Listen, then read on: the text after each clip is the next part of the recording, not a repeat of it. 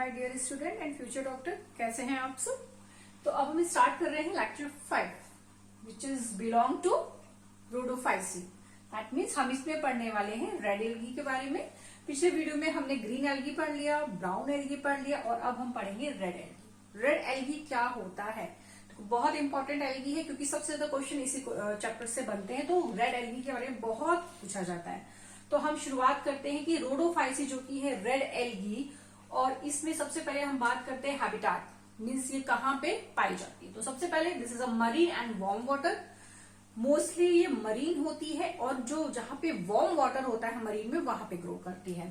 And well lighted region and also in depth, means surface पे भी होगी और बहुत ज्यादा डेप्थ में भी होगी। ठीक है।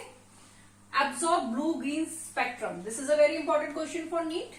ये कह रहे हैं कि एब्जॉर्ब ब्लू ग्रीन स्पेक्ट्रम, जो एल्गी बहुत ज्यादा डेप्थ में होगी, रेड एल्गी की बात कर रही हूं, वो कौन सी लाइट, देखो सन से हमें स्पेक्ट्रम जो मिलता है जिसमें विब्ग्योर होता है, तो जिस स्पेक्ट्रम की वेवलेंथ सबसे ज्यादा हाई वेवलेंथ होती है, बहुत ज्यादा इंटेंसिटी होती है इसमें, तो वो होती है blue and green. That means कि जब सनलाइट से हमें जब वो जो स्पेक्ट्रम मिल रहा होता है, तो जहां पे ब्लू एंड ग्रीन वाली लाइट आ रही होती है वो ये एब्जॉर्ब करती है। क्यों, देखो ये सी वाटर है, ठीक है, सरफेस में भी एल्गी है और डेप्थ में भी है, लाइक दिस इज, ठीक है। अब सन से जब लाइट आती है तो सन का जो स्पेक्ट्रम है, ठीक है, 7 तरह के रंग उसमें होते हैं, तो जो ब्लू एंड ग्रीन वाला स्पेक्ट्रम होता है वो क्या होता है, उसकी जो वेवलेंथ होती है बहुत ज्यादा फास्ट होती है, तो वो क्या करती है, अंदर तक पेनिट्रेट होकर तुरंत निकल जाती है। ठीक है, and this is a short wavelength. तो ब्लू ग्रीन एल्गी जो ब्लू और ग्रीन जो कलर वाला स्पेक्ट्रम होता है वो शॉर्ट वेवलेंथ का होता है। शॉर्ट का मतलब होता है कि उसकी इंटेंसिटी इतनी ज्यादा होती है कि जस्ट आई एंड तुरंत वो डीप पेनिट्रेट करके वापस लौट गई। और जो लॉन्ग वाली होती है ना, वो क्या करती है, वो इतनी जल्दी जाके पेनिट्रेट नहीं कर पाती है। ठीक है, तो यहाँ कहने का मतलब ये एब्जॉर्ब करती है कौन सी वाली की, ब्लू एंड ग्रीन, क्योंकि इनकी जो वेवलेंथ होती है वो हाई इंटेंसिटी वाली होती है। ठीक है, तो ये डीपर में भी चली जाती है, जिस वजह से वहां पे जो एल्गी होती है वो सनलाइट को एब्जॉर्ब कर लेती है, और ऑब्वियस है कि सनलाइट को एब्जॉर्ब करेगी तो वो उसको फोटोसिंथेसिस में हेल्प होगी।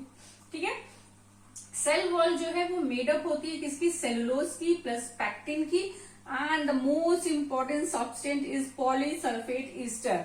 तो थर्ड क्वेश्चन आपका यहां से बनने वाला है। ठीक है, मीन्स इसकी जो सेल वॉल होती है, अंदर cellulose, then pectin and then polysulphate ester. ठीक है, थैलस इज अ कॉम्प्लेक्स और मल्टी सेलुलर। इस एल्गी में जो थैलस होता है, ठीक है, थैलस क्या होता है, जहां पे हम रूट, स्टेम और लीफ को डिफरेंशिएट नहीं कर पाते, this is a thallus structure.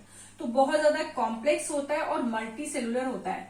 देखो बाकी दोनों में ये चीजें नहीं दी गई थी, ग्रीन और ब्राउन, बट यहाँ पे आपकी एनसीईआरटी में ये लाइन दी गई है, तो ये लाइन आपके लिए बहुत ज्यादा इंपॉर्टेंट है। ठीक है, gametes are immotile and spore also, this is also a important line.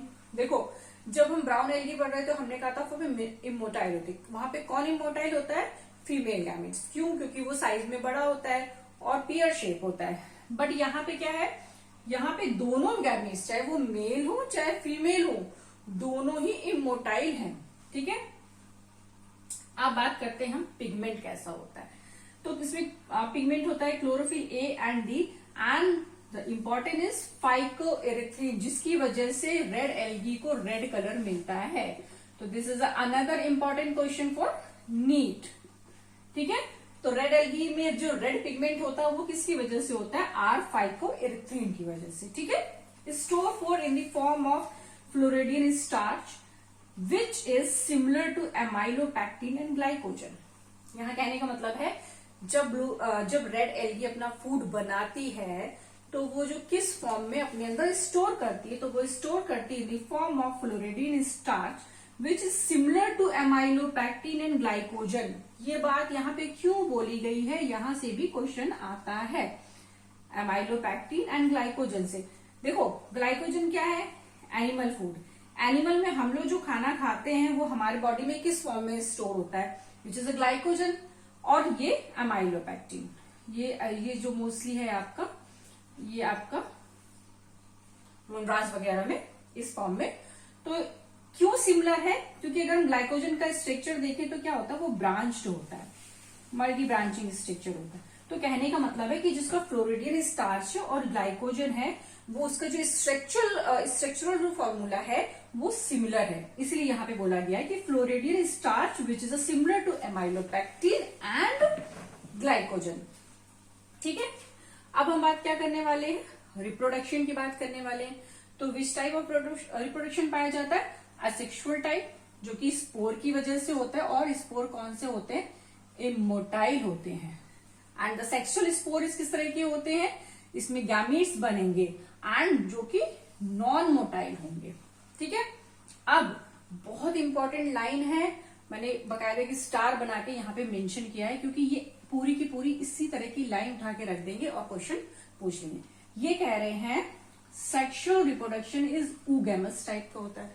कोई चिंता वाली बात नहीं, ऊगैमस दैट मीन्स की फीमेल जो है वो बिग होगी, साइज में लार्जर होगी, एंड जो मेल होगा वो साइज में छोटा होगा।